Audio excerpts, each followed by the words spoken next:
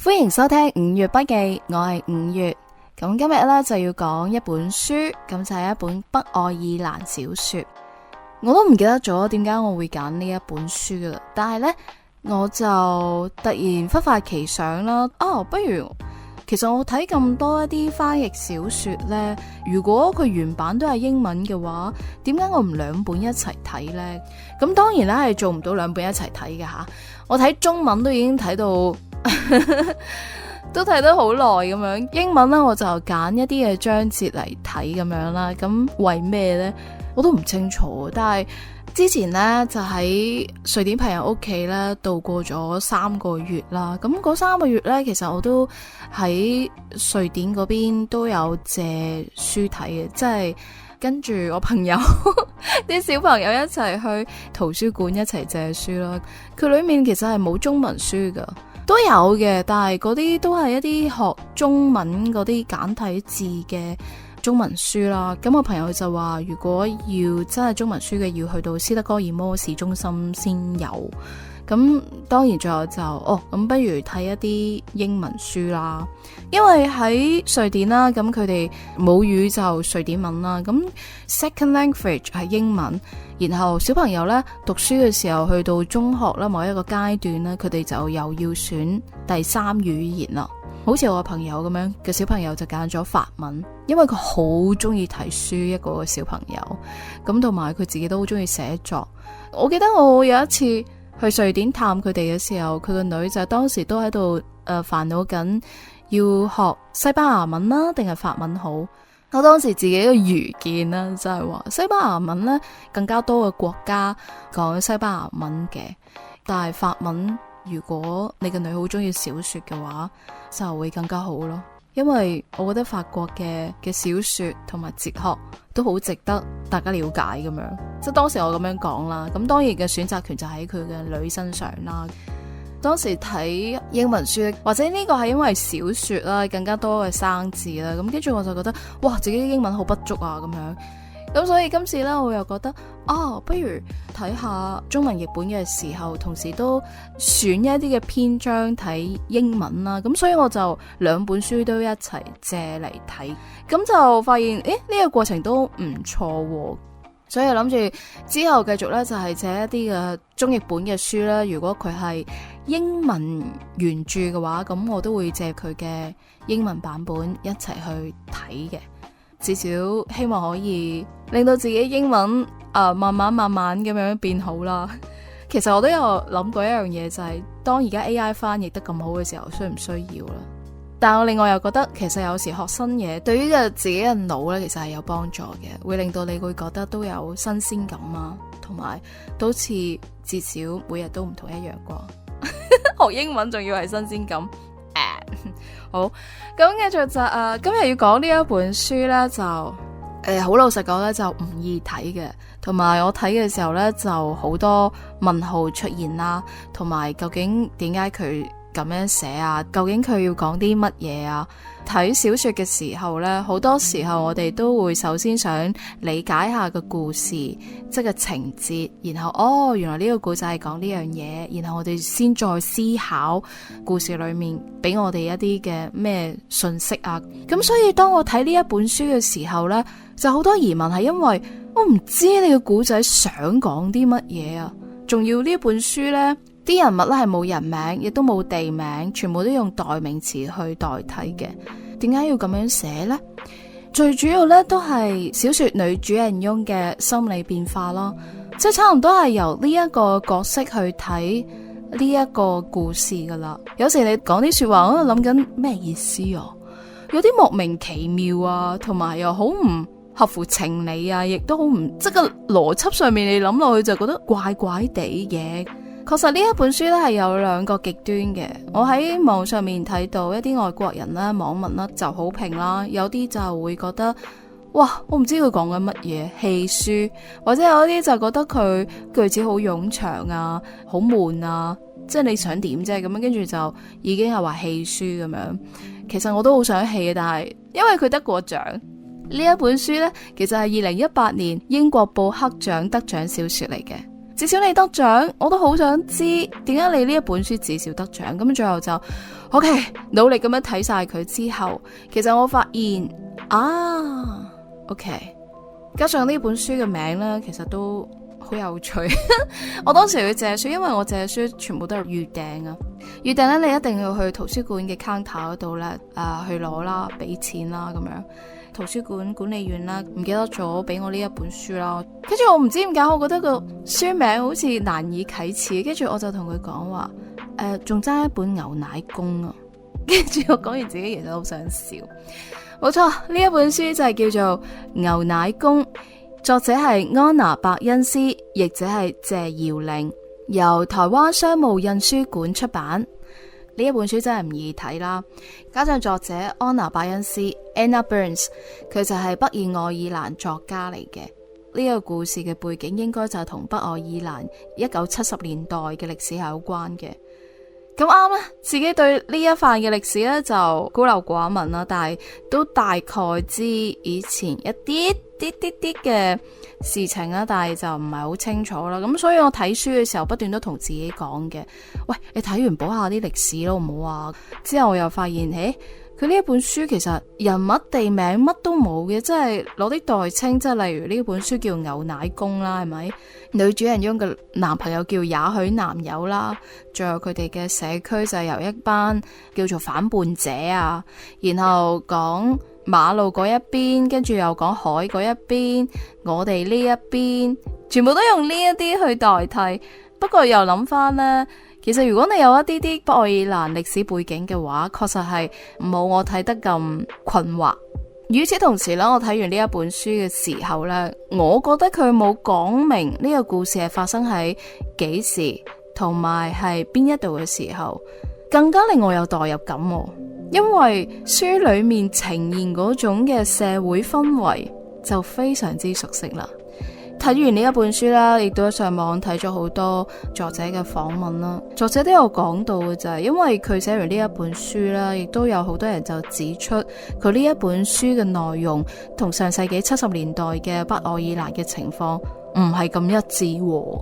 咁作者都有講就話，雖然好明顯書裏面嘅設定嘅城市係根據北愛爾蘭最大嘅城市貝爾法斯特變形過嚟嘅，但係其實唔係真正喺度寫緊70年代嘅貝爾法斯特。作者就話寧願將呢一個咧係睇作係任何一個極權統治之下嘅封閉社會。佢話呢一本小說咧就係講述一個處於一啲極端壓力嘅社會，一個長期將暴力視為常態嘅社會。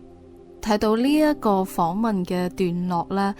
我就大概明白點解我嗰種嘅感受係咁熟悉啦。然後睇呢一本書嘅時候呢，有一個疑問亦都不斷喺我啲閱讀筆記嗰度咧都問咗幾次，就點解書裏面咁多次強調女主人翁點解唔可以喺街邊一邊行一邊睇書嘅呢？當然啦，女主人翁呢，佢都有提到一樣嘢就係會唔會係因為好危險呢？因為你都有車來往噶嘛，咁會唔會係因為咁樣危險而係唔應該睇書呢？但係睇幾個人啦勸佢嘅時候呢，都即係唔係講緊交通上面嘅危險性，跟住慢慢即係睇落去，你先會發現原來喺呢一個極端壓力嘅社會裏面，邊行邊睇書，原來係有另一種嘅意義。書裏面呢，開頭嘅時候係咁樣寫嘅。要返工嘅日子，無論晴雨，有槍擊或者係炸彈，有對峙或者係暴動，我都寧願行路返屋企，邊睇我最近嘅一本書。呢個可能係一本19世紀嘅書，因為我唔中意20世紀嘅書。呢一本小說嘅女主人翁呢，當時就係18歲，好幾次啦，例如佢嘅三姐夫啦，都有同佢講嘅，亦都有人提醒佢啦，即係佢阿媽都話過佢啦，咁樣就係話，喂，你唔好邊行邊睇書啦。即係我睇嘅時候，我都百思不得其解啦。即係如果佢唔阻礙到其他人，亦都唔係關於交通安全嘅問題嘅話，當呢位女主人翁呢，就同佢一個好耐冇見嘅朋友之間嘅對話呢，你就發現原來邊行邊睇書係好唔正常嘅一件事。書裏面呢係咁講嘅：冇人，尤其係青少年，中意被標籤為一個怪異嘅人。我同我哋嘅落毒藥片女仔喺同一條船上面，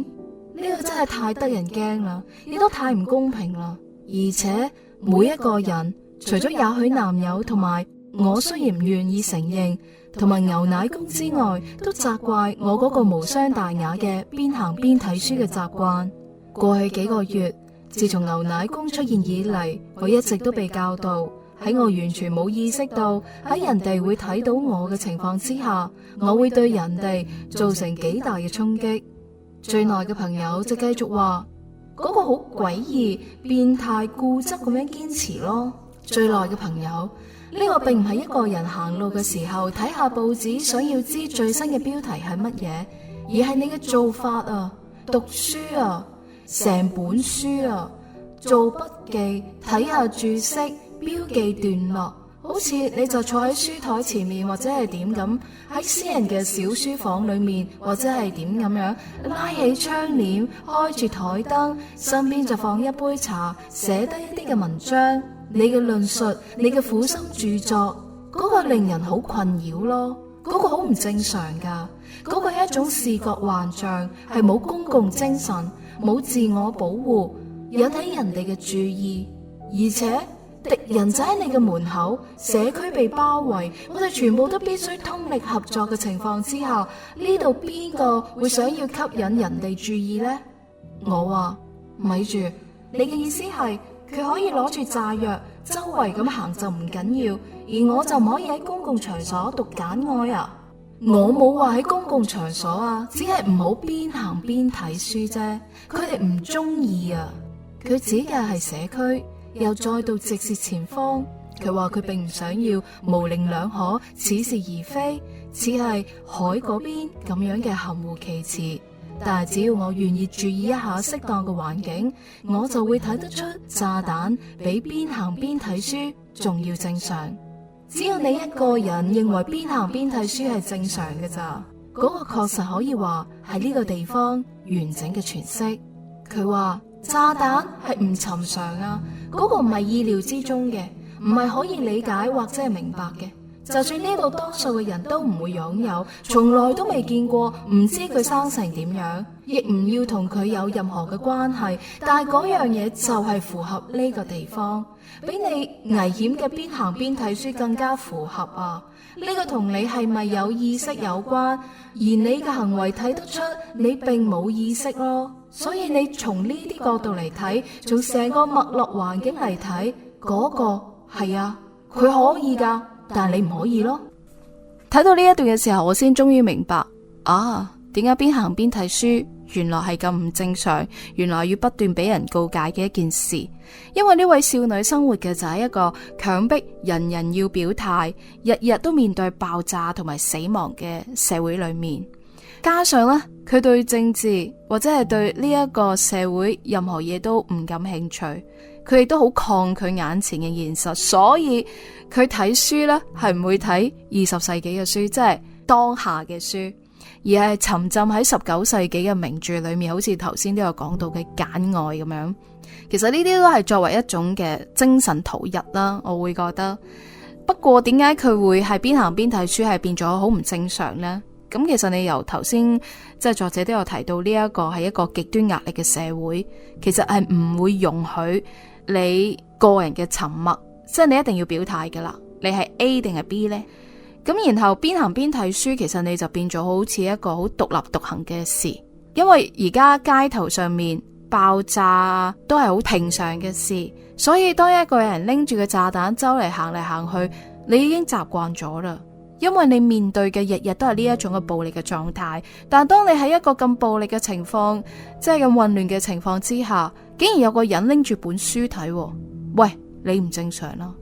所以佢呢一個邊行邊睇書嘅動作啦，原本佢覺得啦吓，其實好平常一件事，但係唔係啊，喺呢一個極端壓力嘅社會裏面，佢就會被視為一個異端。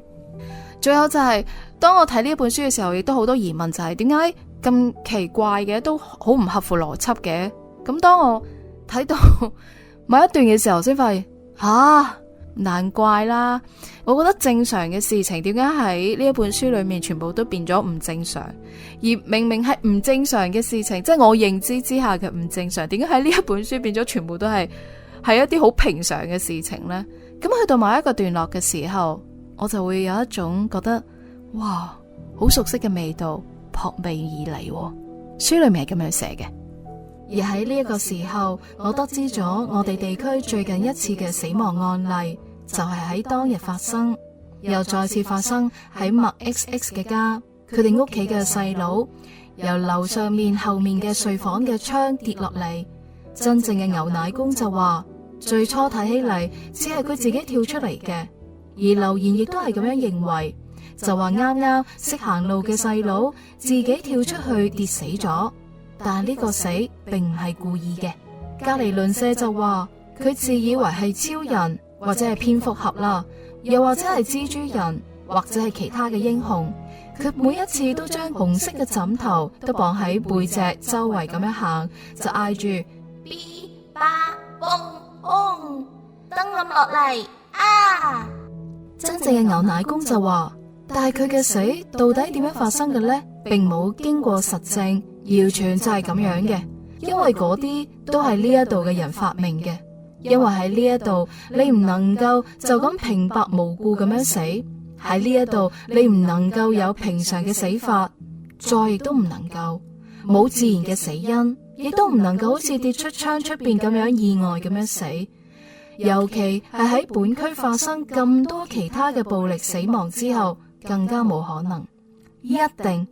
一定係要同邊界有關，係政治嘅，表示嗰個先可以令人理解。如果唔係嘅話，咁一係呢就係好唔尋常、戲劇化、令人震驚。例如自認為一個超級英雄，並且意外跳窗而死。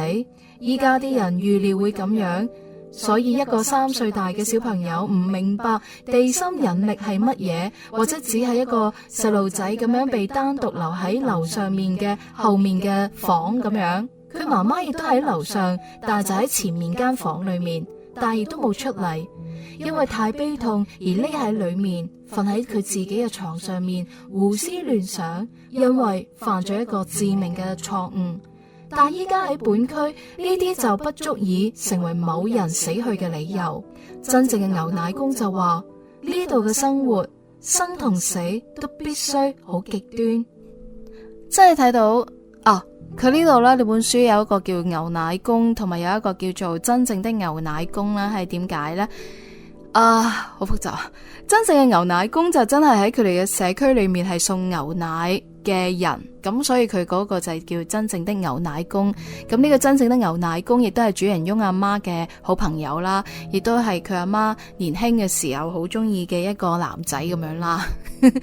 好多 TMI。另外呢，所謂書裏面牛奶公又係邊一個呢？就係佢哋社區裏面啦。咁佢哋嘅社區呢，就係由一個叫做反叛者嘅組織啦，係監控同埋管理嘅。咁而呢個牛奶公呢，就係呢個反叛者裏面嘅，算係一個高層嘅人。咁佢已經係中年啦，已經結咗婚嘅啦。咁但係呢，女主人翁呢個18歲咋吓，記得呢個係18歲嘅少女。咁跟住呢，就經常被呢個牛奶公呢，就係跟蹤。咁但係呢個牛奶公呢，就冇做任何嘅事情嘅，成日都揸住部車呢，就出現喺佢屋企啊，出現喺佢學校啊，出現喺佢跑步嘅地方，出現喺佢邊睇書邊行路嘅街上面。所以好恐怖，佢唔係真正嘅送牛奶嘅人，但係啲人叫佢牛奶公，咁佢就變咗一個叫牛奶公嘅人啦。好，繼續講翻頭先啦，聽過嗰段啦，就係真正嘅牛奶公呢，就講緊一個佢哋喺社區裏面有一個3歲嘅小朋友啦，由窗口跳落嚟死咗嘅事情，就講緊就係佢哋喺呢一個社區裏面嘅死呢，係冇可能係。唔可以話係意外死亡，亦都唔可以話係因為自然嘅原因而死亡，因為實在太多嘅暴力嘅事件嘅發生，太多嘅暴力嘅事件發生咩呢？就好多嘅死亡其實都係唔知咩原因，咁你歸咎嘅就係乜嘢？歸咎嘅就係政治嘅問題、陰謀論咁樣嘅。呢個小朋友嘅死亡呢，係冇可能被認定係自然死亡，咁其實已經係幫我哋定義翻就係呢一個社會裏面嘅所謂正常同埋唔正常啦。喺現代社會，我哋而家喺一個正常安逸嘅社會裏面，死亡啦就會根據法醫嘅判斷，咁樣死因庭嘅判斷，用一個科學嘅理由去確定佢嘅死因係點樣。但係一個咁混亂、咁暴力視為常態一個地方，你嘅死亡唔需要證實，全部都係一種謠言，就係總係有一啲嘅陰謀喺裏面。所以你會見到書裏面嘅社會呢嘅生活大大小小，一切都係關於政治事噶啦。頭先都有講到啦，即係嗰個中年已婚嘅牛奶工，其實我覺得就係一個 stalker 嚟嘅，即係一個跟蹤狂嚟嘅。佢就對呢個少女啦有啲興趣，然後咧就不斷咁樣跟蹤佢，但係佢又冇做任何事噶，即係冇點講說話，亦都冇乜身體接觸，乜都冇，即係呢個少女乜都冇做過噶。咁但係已經係被佢嗰個社區啲人啦就謠傳啦，佢哋就實係拍拖啦，呢個女仔實係人哋嘅情婦啦咁樣。咁個女仔都覺得好冤枉嘅，喂，我乜都冇做過，係嗰個男人不斷咁樣跟蹤我，佢都唔知可以點樣反應。然後開始嘅時候，佢成日都話唔知啊，希望件事就係咁樣丟淡啦。但係發現你唔係，啲人越講越認定佢哋真係有路。咁點解會因為咁樣呢？因為頭先都有提到，即係呢個牛奶工呢，就係呢個社區個組織高層咁樣啦。所以呢個社區嘅人呢，根本就唔敢質疑佢，咁只可以就咩啫？咪懷疑個女主人翁咯，即係懷疑呢個少女咯。而且呢位嘅牛奶工其實呢，佢真係唔需要做任何事情啊，眼定定咁望住你啊，其實你都已經好驚噶啦。因為佢喺呢個社區就係擁有權力嘅一個人，好多人都會相信佢有能力做任何嘅事情。當呢一位牛奶工呢，其實唔需要用暴力，已經可以控制呢個少女噶啦。如果我真係用翻我正常嘅邏輯，我係講唔通好多事情。但係當你浸淫喺呢一個作者營造嘅一個社會氛圍裏面啦，你唔會理解，但係你都會感受到嗰種恐懼、嗰種嘅壓力、嗰種無形嘅暴力喺裏面。咁當然啦，書裏面都有講咗，就係話除咗佢牛奶工令到佢好似身陷呢一個困局之外，其實個社區同埋嗰種嘅集體意識亦都係影響非常之深遠嘅。因為佢嘅社區成日都喺度製造即係假嘅嘢咯，流言蜚語乜都有齊。我睇呢本書嘅時候，覺得啲鄰居都真係八卦到不得了啦，而且係咪太得閒冇嘢做？所以呢，喺書裏面呢，有呢一段嘅，我逐漸明了我如何被呢個男人逼入圍困喺一個細心建構起嚟嘅空無之中，仲有成個社區同埋所有人嘅心態入侵嘅細節。所以我覺得呢本書喺佢攞咗呢一個英國布克獎嘅時候，有評審就話，即係小說提供咗一個北愛爾蘭問題嘅獨特視角，我都非常之同意。就係呢個視角呢，佢唔係瞄準街頭某一個特定嘅衝突場面，或者好多時候或者寫北愛爾蘭嘅時候，你當然會講係街頭上面嗰種嘅暴力、嗰種嘅炸彈，即係死亡、幾恐怖、幾殘暴嘅一個事情咯。但係呢一本書咧，佢呢就係對準嘅就係一個少女，即係佢無緣無故咁被逼入絕境，即係佢邊行邊睇書又係錯嘅。跟住佢俾一個佢唔想俾佢跟蹤嘅牛奶工又跟蹤之後，跟住又變成人哋嘅即係情婦，好多一啲嘅流言蜚語。即係你睇到暴力不斷咁樣持續嘅過程裏面，啲人就會開始將暴力呢係內化成為一種嘅生活方式。好多人亦開始習慣咗一種扭曲嘅思考模式，就係好多人都喺度估緊人哋嘅政治立場。所以好似少女一樣，你邊行邊睇書係唔得噶，你唔可以沉默噶，你一定要選邊站噶。另外第二樣嘢就係好多人都會驚講錯說話，嗰啲隔離鄰舍嗰啲三姑六婆啦，可以對少女有好多一啲嘅八卦嘢可以講，但係你覺得佢會唔會話牛奶工呢？咁當然唔會啦，所以大家都好驚講錯嘢，亦都好多人默認某一啲事情唔可以問，好多人都會將一啲流言謠言當係事實，唔需要經過查證，大家都會覺得係噶啦。另外就好多人都會認為監視人哋好正常。喺書裏面其實仲有另外一個監視，就喺啲電話裏面有監聽器，其實喺嗰個年代亦都係非常之正常嘅一件事。去到中段嘅時候，即係我已經明白作者其實係講緊乜嘢。即係開頭我睇呢一本小說呢，實在有太多嘅問號出現，但係我睇完之後呢，其實我最大嘅感覺即係唔係話了解咗呢個故事終於講乜嘢，而係呢個小說呢係令我進入咗呢一種極端壓力嘅社會，而去感受佢營造出嚟嘅嗰種嘅社會嘅氣候。我最記得嘅就係嗰種即係連呼吸啦都帶住政治意味嘅氛圍，所以就令我覺得好熟悉咯。因此咧，喺我睇呢一本書之後，我覺得最大嘅感觸呢，就係即係如果當政治變成空氣之後會發生咩事呢？就好似書裏面呢個少女，佢只係想安安靜靜咁樣過日子，佢唔想理其他佢周圍嘅事情，但係你都會明白呢個只會係一個奢望，因為佢仍然要活喺嗰套扭曲嘅邏輯裏面，然後一直都會影響住佢，縈繞住佢。但係呢，喺呢個成長過程裏面，佢有可能覺得呢個係好正常咯。但係好似讀者我就會覺得，好似唔係咁正常喎。但係佢唔知㗎，即係唔知呢個環境對佢人生，對於佢嘅思維啊，對於佢嘅傷痛啊，佢無法自知㗎。